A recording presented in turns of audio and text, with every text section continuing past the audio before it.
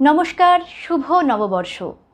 আপনাদের প্রত্যেকের জীবন সুখে শান্তিতে ভরে উঠুক। পয়লা বৈশাখ আসলেই ছোটবেলার কথা মনে পড়ে যায়। ছোটবেলায় পয়লা বৈশাখের দিন সকালবেলা ঘুম থেকে উঠতাম, তারপর বড়দের পায়ে হাত দিয়ে প্রণাম করতাম, মন্দিরে গিয়ে পুজো করতাম। তারপর দুপুরবেলা মা কত ভালো ভালো রান্না করতো, পোলাও, মাংস, আরও কত কী, সেসব খেতাম। বিকেলবেলা বাবা মায়ের সাথে দোকানে দোকানে মিষ্টির প্যাকেট আনতে যেতাম। মিষ্টির প্যাকেট আর একটা করে ক্যালেন্ডার। তারপর বন্ধুরা কম্পিটিশন করতাম, তুই কটা প্যাকেট পেলি আর আমি কটা প্যাকেট পেলাম। আর যদি কোনো দোকানে কোল্ড ড্রিঙ্কস খাইয়ে দেয় তাহলে তো মজার অন্ত নেই। এই ছিল আমার পয়লা বৈশাখ। আমার মনে হয় আমাদের জেনারেশনের অনেকেরই পয়লা বৈশাখের দিনগুলো এভাবে কাটতো। কিন্তু এখনকার জেনারেশন পয়লা বৈশাখটা ঠিক এভাবে বোঝে না। তাদের কাছে তো শুধু সেলিব্রেশন, নিউ ইয়ার সেলিব্রেশন। পয়লা বৈশাখের কোনো ভ্যালুই নেই ওদের কাছে। এরা সেলিব্রেশন বলতে বোঝে ডিস্কে গিয়ে নাচানাচি, রেস্টুরেন্টে খাওয়া দাওয়া, হই হুল্লোড়, বাস।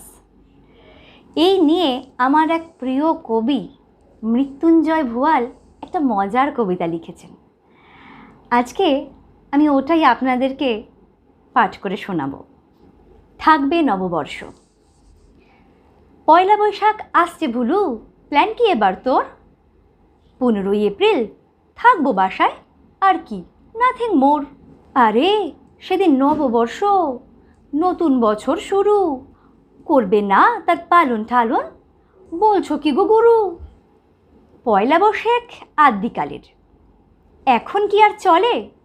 ছিল হয়তো আদিক্ষেতা দাদু জ্যাঠার কালে।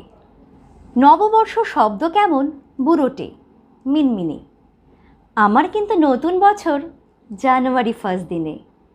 শব্দবাজি, নাচানাচি, রঙিন শিশি চেয়ার, চেঁচিয়ে বলি, মেসেজ লিখি, হ্যাপি নিউ ইয়ার।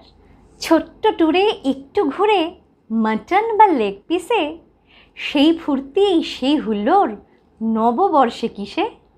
দোকান ঘরে গণেশ পুজো, কি নাকি হালখাতা, চিকেন কিচ্ছুটি নেই, মিষ্টি খাওয়াই ছাতা।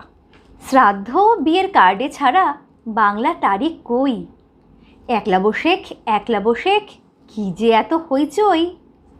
ওরে ভুলু, ভুলিস না তুই বাংলা মায়ের ছেলে, নিজের নামে শাল বা শন কয়টা জাতির মেলে। পদ্মা, ইলিশ, আম্র, কাঁঠাল, রাবীন্দ্রিক এক হর্ষ, ছিল, আছে, থাকবে বেঁচে বাংলার নববর্ষ।